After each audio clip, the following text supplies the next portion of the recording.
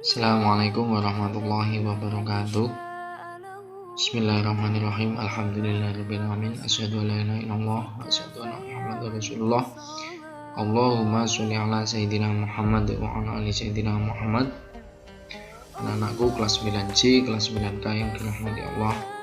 Hari ini alhamdulillah kita bertemu lagi di pembelajaran daring SKI kelas 9 dalam mata pelajaran SKI materi Kerajaan Islam di Nusantara.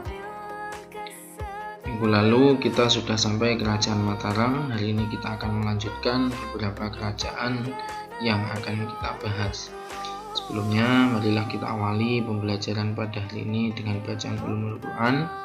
Semoga apa yang kita pelajari benar-benar mendapatkan ridho dari Allah Subhanahu wa taala, berkah ilmunya, bermanfaat fi dini wa dunya hatta akhirah. Al-Fatihah. Bismillahirrahmanirrahim.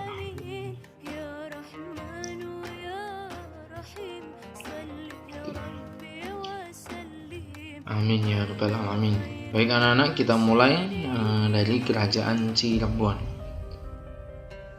Kerajaan Cirebon ini adalah kerajaan yang berasal dari wilayah Jawa Barat. Menurut Babat Cirebon sendiri, Cirebon berasal dari kata Ci dan Rebon, yang artinya ini adalah udang kecil. Ini berkaitan dengan mata pencaharian masyarakat Muara Jati yang bekerja sebagai nelayan. Pada masa abad ke-16, Cirebon masih di bawah kekuasaan Pakuan Pajajaran, yang kemudian Pangeran Walangsungsang ditempatkan oleh Raja Pajajaran sebagai juru labuh di Cirebon atau pelaksana. Pendiri Kerajaan Cirebon sendiri adalah Walangsungsang, namun orang yang berhasil meningkatkan statusnya menjadi sebuah kesultanan adalah Syarif Hidayatullah atau biasa kita sebut dengan Sunan Gunung Jati. Ia juga berhasil ekspansi wilayah mulai dari wilayah Majalengka, Kuningan, Kawali, Galuh, Sunda Kelapa hingga wilayah-wilayah Banten. Anak-anak, inilah dakwah misi daripada Sunan Gunung Jati untuk tetap menyebarkan agama Islam. Kemudian pada tahun sekian Sunan Gunung Jati wafat pada tahun 1568. Kemudian diganti Fathahillah, kemudian diganti lagi oleh putra daripada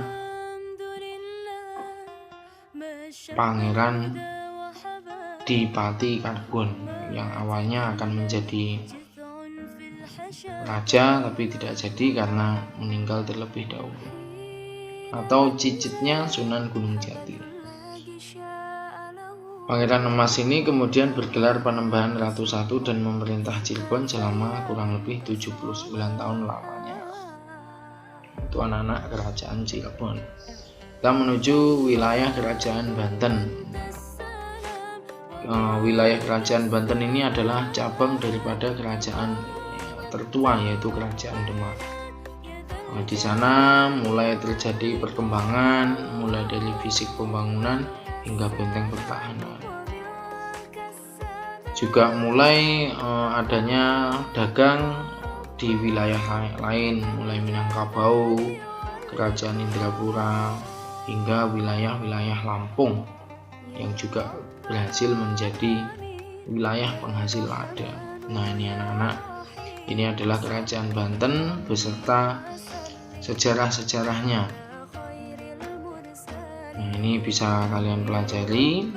Masa Sultan Ageng Tirtayasa juga yang dipandang sebagai masa atau puncak kejayaan daripada Kerajaan Banten, yang kemudian pada masa ini Banten keluar dari tekanan yang dilakukan oleh VOC atau membantu istilahnya, tapi ini adalah trik daripada VOC agar kemudian tunduklah Banten kepada VOC.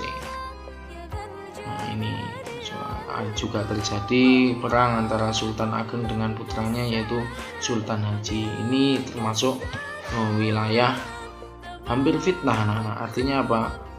Sultan Ageng dengan Sultan Haji tidak mengerti apa-apa, kemudian masuklah VOC dengan maksud menguasai wilayah Banten. Nah, ini bisa kalian baca sendiri. Kemudian pada kerajaan Islam di Sumatera. Anak-anak, di kerajaan Islam di Sumatera ini ada beberapa, mulai Samudra Pasai, Kesultanan Aceh Darussalam, ada lagi kerajaan di wilayah Sulawesi, termasuk kerajaan Gua Talu dan seterusnya. Untuk itu anak-anak, pembelajaran pada hari ini cukup pada kerajaan Cirebon juga kerajaan Banten, dan akan kita lanjutkan pertemuan minggu depan di kerajaan Sumatera dan kerajaan Sulawesi. Jadi untuk wilayah kerajaan Jawa kita sudah selesai, tinggal menginjak di wilayah kerajaan lainnya. Anak-anak, itu yang bisa Pak Hasan berikan materi pada hari ini. Untuk selanjutnya tugas kalian adalah seperti biasa menulis hal-hal penting atau merangkum apa yang sudah Pak Hasan sampaikan. Berarti untuk hari ini adalah materi kerajaan Cirebon, materi kerajaan Banten. Silakan ditulis apa saja materi yang sudah Pak Hasan sampaikan, ditulis yang rapi, kemudian dikumpulkan melalui Google Form yang nanti akan Pak Hasan bagikan. Teknis pengumpulannya pun juga sama, harus lengkap, mulai identitas nama, kelas, dan nomor absen. Yang jelas harus pekerjaannya sendiri.